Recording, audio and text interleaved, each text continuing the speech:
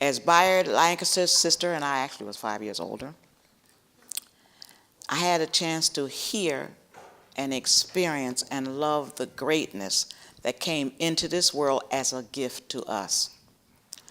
Stanley Clarke was just a couple of doors away. The Eubanks brothers came back and forth.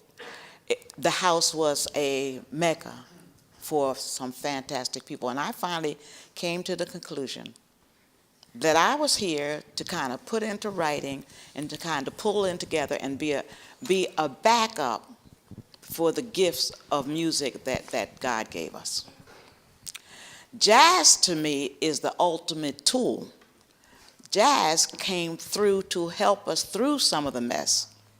The music as a gift was given to those folks. To understand how our communities survived the turmoil of the 1960s, one has to look back at the mechanisms that were used for more than 300 years. The tonal languages, and this is the point I want to make, that a lot of our jazz generated from. The tonal languages, particularly West African tribes, actually influenced the structure of the slides and tonal patterns of our blues. That transformed into our jazz. The consistent repetition in blues phrases is a duplicate from those local languages. Yoruba is a prominent one. Certain rhythmic patterns at specific tonal levels, high, low, medium, and with slides, had very specific meanings. Once discovered, our drums were taken away from us. However, in Trinidad, they simply took the tops off the steel oil drums and did the music anyway. Further, anyone who has the opportunity to witness Yoruba masters, drummers from Nigeria, communicate via the bate, the igben, the dundan, or the gangan groups of drums, understands the possibilities. They knew how to send the messages just with the patterns of the drums. Even though persons of the same tribe were often purposely separated, quick minds, bright minds, picked up the prevailing language of the territory, whether it was English or French. In Congo Square of New Orleans, and you know about New Orleans, where slaves were allowed to celebrate the holidays, musically and with dance, all kinds of messages were exchanged. Hence, look at what New Orleans became. Bayard Lancaster, my younger brother, emulated just that approach to life. In the 1960s, with his flute, his piccolo, and his saxes, Bayard carried a specific spirit everywhere he went.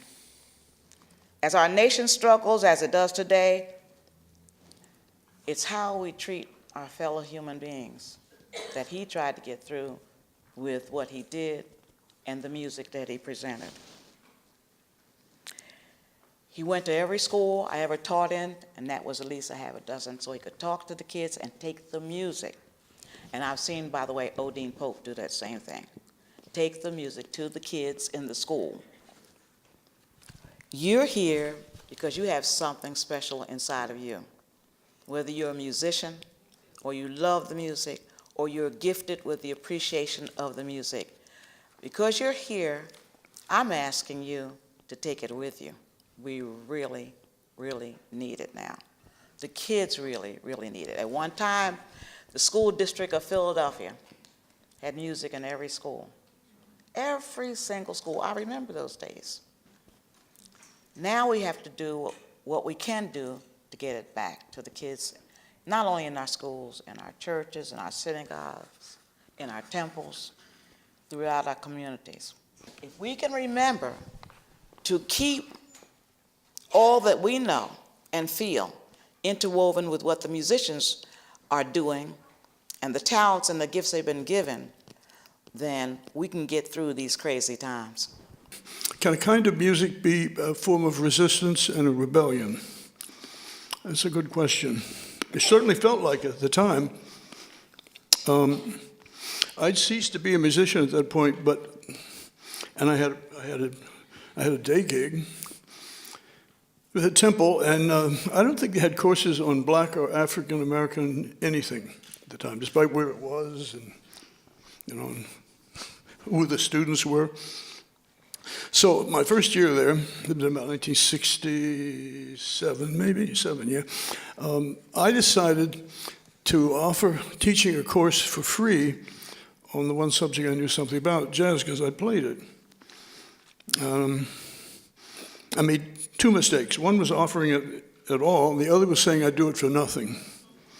And what I got back was a complaint from the chairman of the music department saying I should have gone through channels, and another complaint from the from the dean of the college I was in saying I should have gone through channels, and that was the end of that.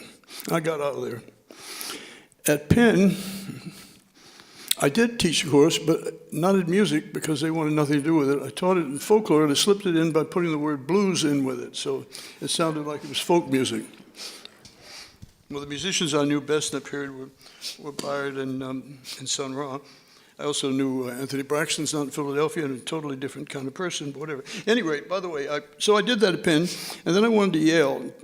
At Yale, I was writing a book on Miles Davis. In 2004, this is getting into modern history, I said I'd teach a seminar on Miles Davis. They turned me down saying that for two reasons, that Yale didn't normally offer seminars on single persons, and the other because Miles Davis didn't have the qualities that it would take to do that. Well, once again, I made a mistake, but it was the right mistake. I wrote to the dean of the college and said, do I have to reply to this shit? I mean, I got apologies, and so on. I finally got to teach it. But that's 2004, right, Miles Davis? Anyway, by the time, the other thing is there were 37 seminars that semester on single people. Freud, Gershwin, whatever. That was all. It was jive, right? Let me start with two quotes. The one I've been wanting to quote forever.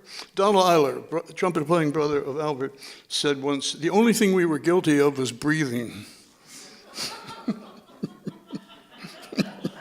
If you're a wind player, that's particularly pointed at you. The other is from Duke Ellington. And this one would take a lot more time to talk about, but I can at least touch it a little bit. Duke Ellington played at the Yale, it was actually named after him, the Yale Jazz Initiative. And Mingus was there, and Mingus was just organizing it all, and he played with Duke a bit, and at the end of it, he ran over to Duke and said, "Damn, Duke," this is a little patronizing, but they were close enough in age that it wasn't that bad. They said, "Yeah, you're far out, Duke.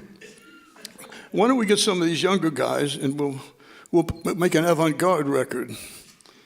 And Duke said, "Must we go that far back?"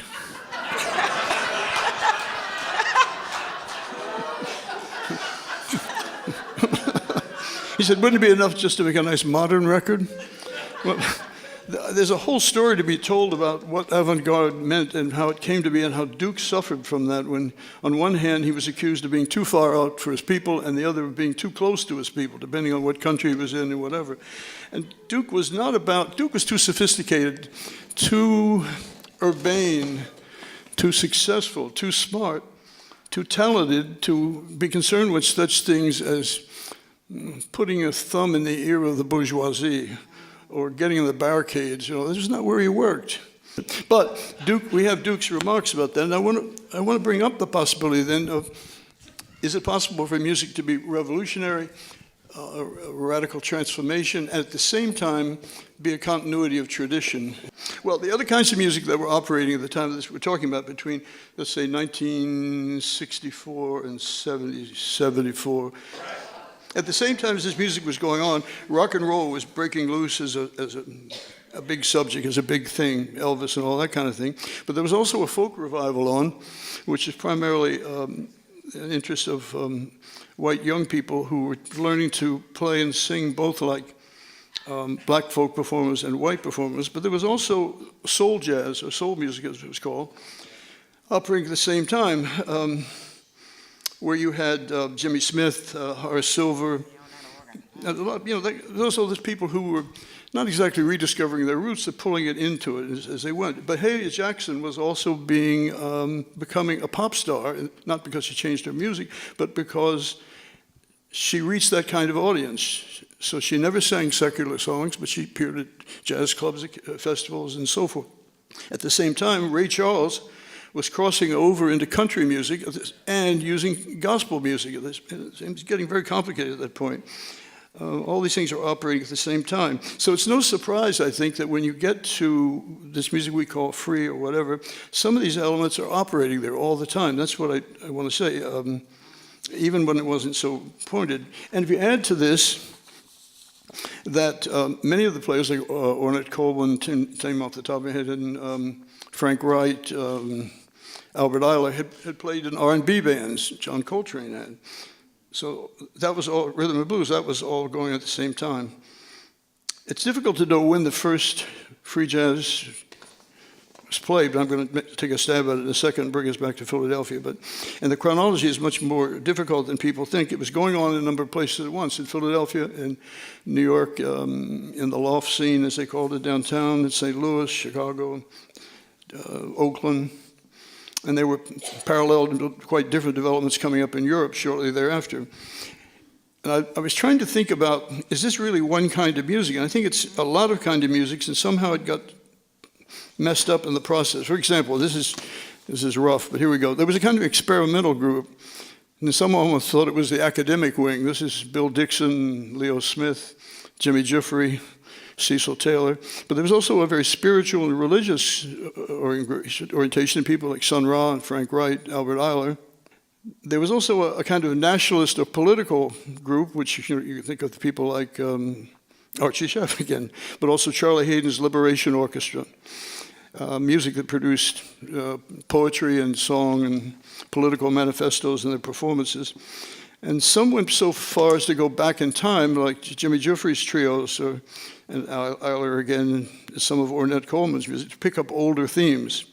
And Sun Ra, of course, was always cutting back and forth across these things. Don Cherry was pulling world music into it. He became maybe the first real world musician. He knew no boundaries. He just went right across them musically.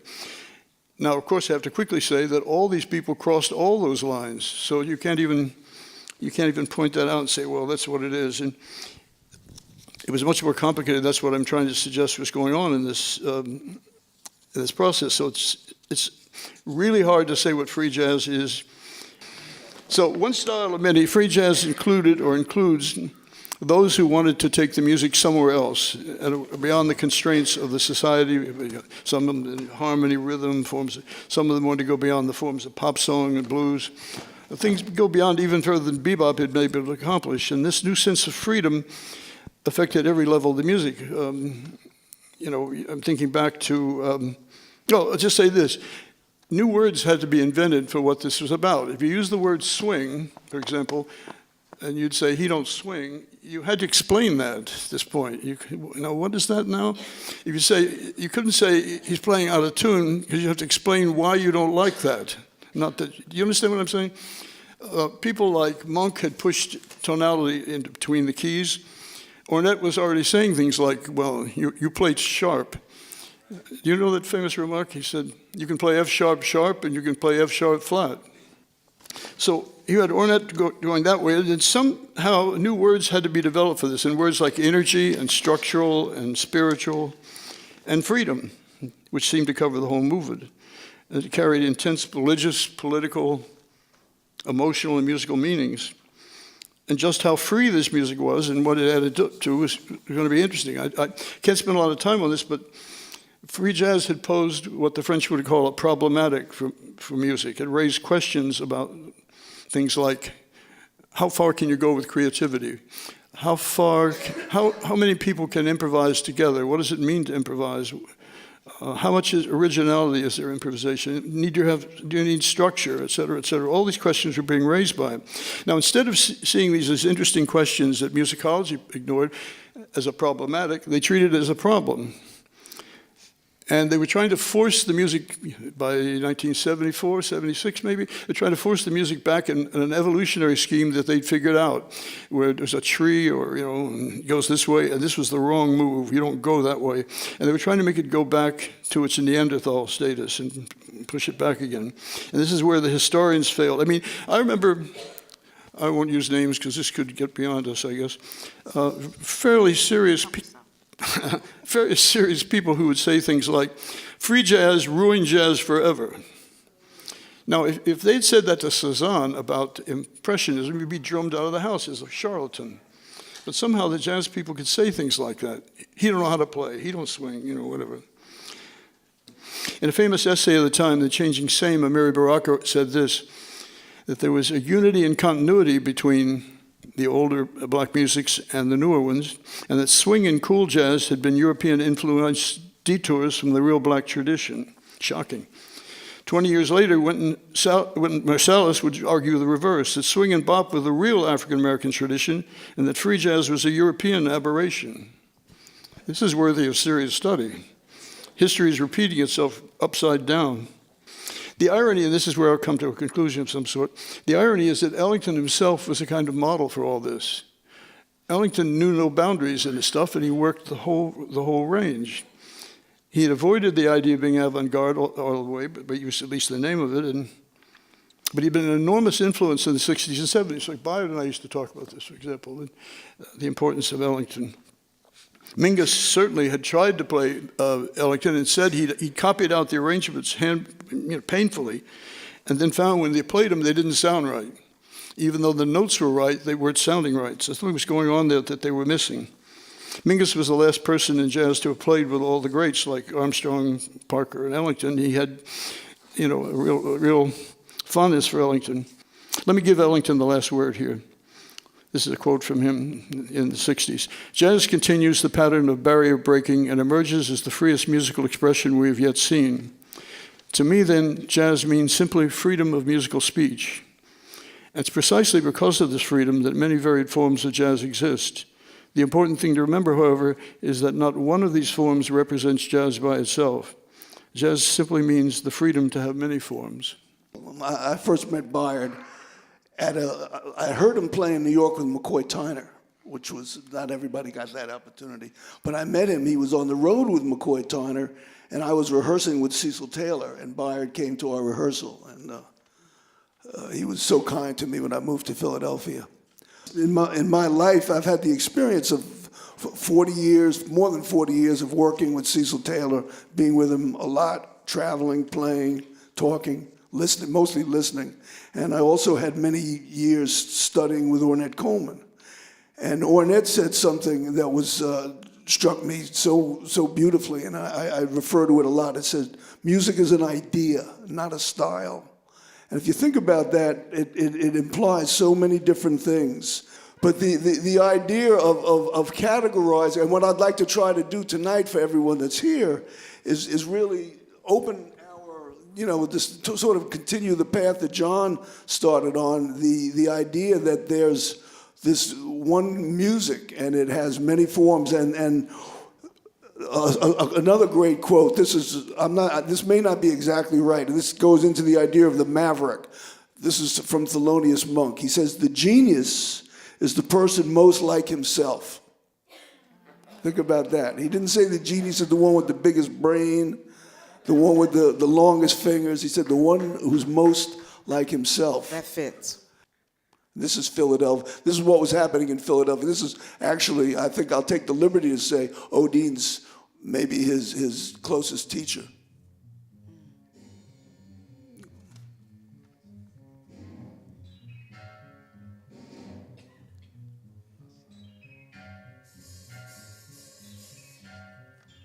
There's maybe 60, 64.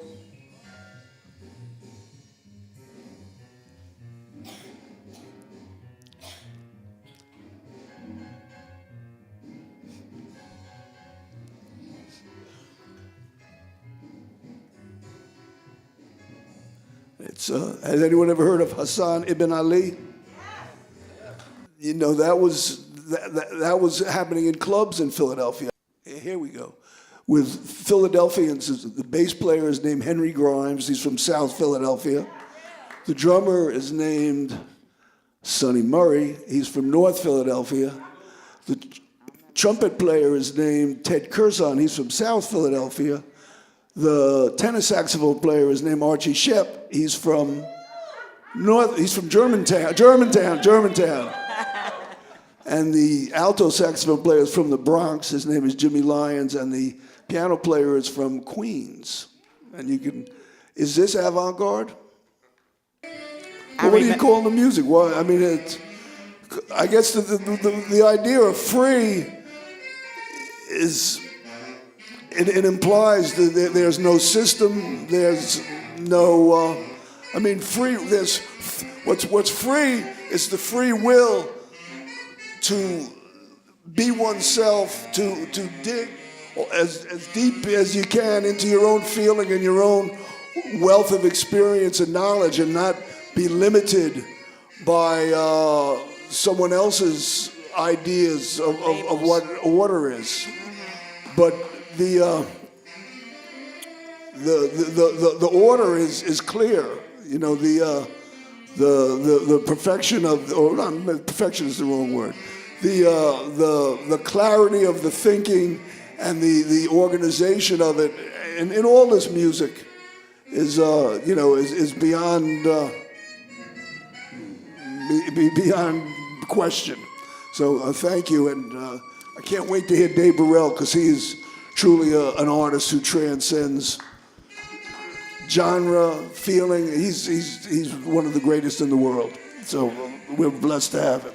What artists do is reach into their, whether they, you know, graffiti artists on the ground, or rap artists who make up a little poem, or Duke Ellington.